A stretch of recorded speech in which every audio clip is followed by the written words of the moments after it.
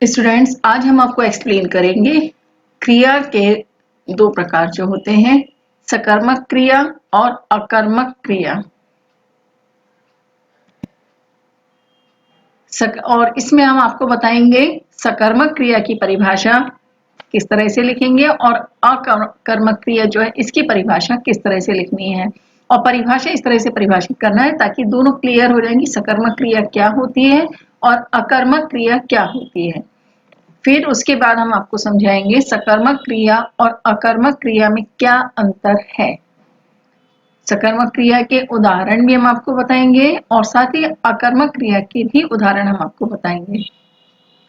सबसे मुख्य बात यह है कि सकर्मक क्रिया को हम कैसे पहचानें, ये हम आपको विशेष रूप से बताएंगे, और अकर्मक क्रिया को हम कैसे पहचानें ये भी हम बताएंगे, ताकि आप जब परीक्षा दें तो परीक्षा में इस तरह का कोई प्रश्न आता है तो आप स्पष्ट रूप से पहचान कर लिख सकें, या फिर आपको क्रिया के रूप लिखने आते हैं तो आप सकर्मक क्रिया और अकर्मक क्रिया को अच्छी तरह से लिख सकें।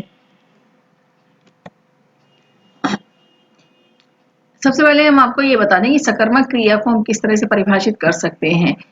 तो सकर्मक क्रिया उस प्रकार की क्रिया होती है जिसमें कर्ता यानी जो व्यक्ति कुछ काम करता है, तो कर्ता के द्वारा किया गया कार्य या किसी अन्य चीज को प्रभावित करता है, तो वहां पर सकर्मक क्रिया होती है। या फिर हम दूसरे शब्दों में इस तरह से भी बोल सकते हैं कि जब किसी वाक्य में कर्ता, क्रिया और कर्म तीनों उपस्थित हों तो वहां सकर्मक क्रिया होती है। इसको हम और अच्छी तरह से इस तरह से समझ सकते हैं उदाहरण के साथ कि श्याम ने मेज की सफाई की। ये एक सेंटेंस है। अब इस सेंटेंस में हमें ये पहचानना है कि सकर्मक क्रिया हम कैसे पहचानें। तो इसमें कर्ता, क्रिया और कर्म, हमको तीन चीज पहचाननी है। तो जहां हम कर्ता, क्रिया और कर्म पहचान जाएंगे तो हमको सकर्मक क्रिया पता चल जाएगी कि किस तरह से सकर्मक क्रिया होती है। और सकारात्मक रूप से एक तरह से काम का स्पष्ट प्रभाव दिखाई देता है। अब जो सेंटेंस है श्याम ने मेज की सफाई की, तो इस वाक्य में श्याम करता है क्योंकि वह क्रिया कर रहा है, इसलिए वो कर्ता कहलाएगा। अब श्याम कौन सी क्रिया कर रहा है? सफाई। या सफाई जो है क्रिया है, लेकिन कर्ता और क्रिया तो हमने देख ली, लेकिन इसका सीधा सीधा प्रभाव कहाँ पर पड़ रहा है? मेज पर, क्योंकि मेज गंदी है और मेज को साफ किया जा रहा है। तो इसका स्पष्ट प्रभाव दिखाई दे रहा है कि कर्ता जो श्याम है और वो जो क्रिया कर रहा है, सफाई करने की क्रिया कर रहा है, और सफाई करने की क्रिया मेज पर कर रहा है, इसलिए मेज पर इसका स्पष्ट प्रभाव दिखाई दे रहा है। तो यहाँ सकर्मक क्रिया होगी। और अच्छी तरह से समझने के लिए इसके और भी एग्जाम्पल हम आपको बताएंगे। पहले हम समझेंगे अकर्मक क्रिया की परिभाषा, क्योंकि जब दोनों स्पष्ट हो जाएंगी तो हम अच्छी तरह से पहचान पाएंगे सकर्मक क्रिया और अकर्मक क्रिया आखिर है क्या। अब अकर्मक क्रिया की अगर हम परिभाषा देखें तो अकर्मक क्रिया वहां पर होती है जहां कर्ता के द्वारा किया गया कार्य किसी अन्य चीज को प्रभावित नहीं करता है। सकर्मक क्रिया में हमने आपको बताया है कि कर्ता के द्वारा जब कोई कार्य किया जाता है, कोई क्रिया की जाती है, तो उसका स्पष्ट प्रभाव उस चीज पर पड़ता है। लेकिन अकर्मक क्रिया में कर्ता के द्वारा जो किया गया कार्य होता है उसका अन्य चीज को प्रभावित वह नहीं कर पाता है। अगर हम दूसरे शब्दों में बोले तो नाम से ही पता चल जाता है कि जैसे अकर्मक क्रिया का मतलब होता है कि वहां पर कर्म उपस्थित नहीं है।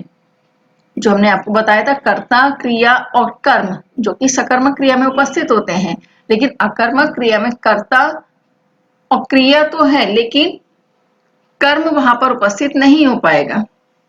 तो जब किसी वाक्य में कर्ता हो और क्रिया भी हो लेकिन कर्म ना हो तो वहां पर अकर्मक क्रिया होती है। तो इसको हम इस तरह से भी समझ सकते हैं, वह बहुत तेज दौड़ता है। अब यहाँ पर आपको ये देखना है कि वह बहुत तेज दौड़ता है, इस वाक्य में कर्ता कहाँ है और क्रिया कहाँ है। तो जो उदाहरण हमने आपको दिया तो उसमें वह बहुत तेज दौड़ता है, तो इसमें कर्ता के द्वारा क्रिया तो हो रही है लेकिन दौड़ने का सीधा सीधा प्रभाव किसी पर नहीं पड़ रहा है, किसी वस्तु पर, किसी चीज पर नहीं पड़ रहा है। तो इसको अगर आप डिफरेंस देखें, अंतर देखें, तो इसको इस तरह से भी समझ सकते हैं कि सकर्मक क्रिया में कर्ता भी है, क्रिया भी है और कर्म भी है, यानी ये तीनों उपस्थित होते हैं। जबकि अकर्मक क्रिया में कर्ता होता है और क्रिया भी होती है, लेकिन वहां पर कर्म नहीं होता है। अब सकर्मक क्रिया में कर्ता के द्वारा कोई काम जब किया जाता है तो उसका सीधा सीधा प्रभाव उस चीज पर पड़ता है। जैसे हमने आपको एग्जाम्पल भी बताया था कि श्याम मेज साफ करता है या श्याम मेज की सफाई करता है, तो मेज उसकी जो है वो गंदी है, तो कर्म जो है उस पर सफाई का जो हो रहा है, क्रिया हो रही है, तो उसका जो कर्म हो रहा है यानी साफ हो रही है, तो सीधा सीधा प्रभाव मेज पर पड़ रहा है। अब इसी तरह से उदाहरण यहाँ देखें तो रमेश खाता है, तो यहाँ पर स्पष्ट दिखाई दे रहा है कि रमेश कुछ खा रहा है, तो सीधा सीधा उसका जो कर्म हो रहा है खाने का हो रहा है। लेकिन अकर्मक क्रिया में रमेश खाना खाता है, इस तरह से आएगा, तो इसका प्रभाव यहाँ पर दिखाई नहीं दे रहा है। और कर्ता के द्वारा जो अकर्मक क्रिया में कोई काम किया जाता है तो उसका सीधा सीधा प्रभाव उस चीज पर नहीं पड़ता है।